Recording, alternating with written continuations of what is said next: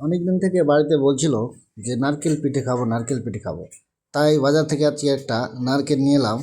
আর সেই নারকেলটা এখন আহ, কাটতে বসলাম, আর এই মেশিনটা দিয়ে ছিলে টুকরো টুকরো করে পিঠের জন্য তৈরি করব। তো প্রথমে আগে নারকেলের জলটাকে বের করে নেব। প্রথমে আগে ফুটা করতে হবে, ফুটা করে জলটা বের করব। ফুটাটা হচ্ছে না কেন জানি না, মনে হয় হাসুয়া লাগবে। ওটা করে যাচ্ছি, আমি চেষ্টা করছি যাতে জল সম্পূর্ণ বেরিয়ে যায়। জল বের হওয়ার পরে সেটাকে ভাঙবো, ভেঙে টুকরো টুকরো করব। এখন জল বের করা হচ্ছে, যে জল দেখতেই পাচ্ছেন জলটা পড়ছে।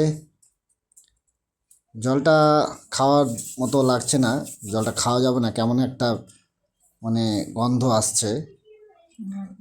নারকেলটা কিন্তু ভেতরে আশা করা যাক যে ভালোই বেরোবে, জানি না খারাপ হয়ে গেলে আবার কিন্তু পিঠে প্ল্যানটা শেষ হয়ে যাবে, আমাদের মনে খুব দুঃখ লাগবে। জলটা বের হলো, সম্পূর্ণ জল এখন ঝেড়ে ঝেড়ে আমি বের করছি। বের হয়ে গেল মোটামুটি জল, এখন ভাঙা হয়ে গেল। এখন এই মেশিনটা দিয়ে ছিলবো, নারকেলগুলোকে ছিলে ছিলে টুকরো টুকরো করে, একদম যে গাজর ছিলাম মেশিনটাতে, ওই টুকরো টুকরো করে পিঠের জন্য রেডি করব। তো ঘষতে একটু মেহনত লাগেই, মিষ্টি ফল পেতে হলে কঠোর পরিশ্রম করতেই হবে।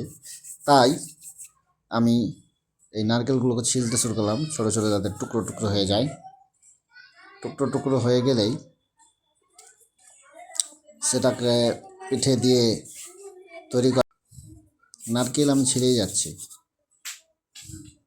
খুব কষ্ট হচ্ছে, একটু শক্তিও লাগছে। ফাইনালি আমাদের ছিলা কমপ্লিট।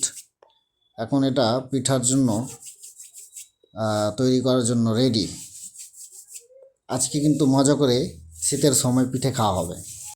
তো বন্ধুরা, কমেন্ট করে অবশ্যই জানাবে যে তোমাদেরকে কাদের কাদেরকে নারকেল পিঠা ভালো লাগবে, অবশ্যই কমেন্ট করবে।